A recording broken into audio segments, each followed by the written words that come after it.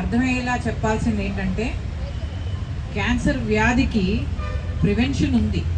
ముందు తగు జాగ్రత్తలు, స్క్రీనింగ్ టెస్టులు చేసుకుంటే క్యాన్సర్ చాలా ముందు దశలో కనుక్కోగలము. ట్రీట్మెంట్ 100% ఉంటుంది. దాని మీద మీరు అవగాహన కల్పించాలి. ప్రతి ఒక్కరి బాధ్యత అది. ప్రజల్లో ఈ మాట వెళ్ళాలి. క్యాన్సర్ వచ్చిన తర్వాత ఫస్ట్ స్టేజెస్లో డయాగ్నోజ్ అయినా సరే మంచి ఆరోగ్యంగా ఉంటారు. 100% ట్రీట్మెంట్ ఉంటుంది. సో ఈ దశలో మనం కనుక్కోవాలంటే అవేర్నెస్ ప్రోగ్రామ్స్ ప్రతి ఇంటికి, ప్రతి వ్యక్తికి, ప్రతి స్టూడెంట్కి, ప్రతి ఇళ్లల్లో ఉన్న లేడీస్కి, జెంట్స్కి అందరికీ కూడా ఈ అవేర్నెస్ ప్రోగ్రాము రీచ్ అవ్వాలి.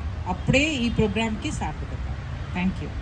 And all other staff of the KGH దీన్ని ప్రత్యేకంగా ఈరోజు రాష్ట్ర ప్రభుత్వము ఈ క్యాన్సర్ అవేర్నెస్ ప్రోగ్రామ్ పెట్టి, అలాగే టీచింగ్ హాస్పిటల్స్లోని, అలాగే ప్రైమరీ హెల్త్ కేర్లోని, సెకండరీ హెల్త్ కేర్లోని కూడా ఈ అవేర్నెస్ కంపెయిన్స్ అనేది కండక్ట్ చేయమన్నారు.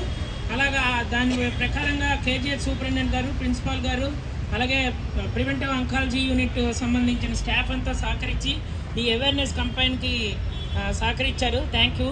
దీనికి ప్రత్యేకంగా మనము ఏఎన్ఎంస్, ఆశాలు, అలాగే ఆల్ మెడికల్ స్టాఫ్ ముందు గుర్తుంచుకోవాల్సింది ఏంటంటే అబౌవ్ 18 years సంబంధించిన ప్రతి ఒక్కరిని కూడా ఇంటింటికి 3.0లో స్క్రీనింగ్ చేసినట్టు కాకుండా 4.0లో ప్రతి కేసు మిస్ అవ్వకుండా స్క్రీనింగ్ చేయాలి. సస్పెక్ట్ కేసెస్ ఎక్కువ మనం డిటెక్ట్ చేయాలి. ప్రతి సస్పెక్ట్ కేసుని మెడికల్ ఆఫీసర్ దగ్గర తీసుకొచ్చి సెకండ్ రివ్యూ చూసుకోవాలి. అక్కడి నుంచి ప్రివెంటివ్ అంకాలజీ యూనిట్కి, కేజీహెచ్కి పంపించాలి. ఇది ప్రజల్లో అవేర్నెస్ క్రియేట్ చేయండి. ఓన్లీ క్యాన్సర్ సెంటర్స్ అని చెప్పి మిగతా ప్రైవేట్ హాస్పిటల్స్కి వెళ్తున్నారు కేసులంతా. మనం స్క్రీనింగ్ చేసేటప్పటికే ఆ కేసు ఆల్రెడీ ఎక్కడో మహాత్మా గాంధీలోనో లేకపోతే ఒమేగాలోనో హెచ్సిజీలోనో రికార్డ్ అయిపోతుంది. అంటే కేవలం ఏంటంటే మనం లేటుగా చేయడం వల్ల ఇది జరుగుతుంది. కాబట్టి ఎర్లీ డిటెక్షన్ చాలా ఇంపార్టెంట్.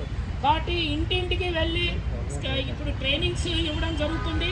ఈ ట్రైనింగ్స్ అయిపోయిన వెంటనే ఆల్రెడీ స్టార్ట్ అయిపోయింది కాబట్టి, ఇది స్వస్థనారి ప్రోగ్రాంలో స్టార్ట్ అయిపోయింది కాబట్టి ఇది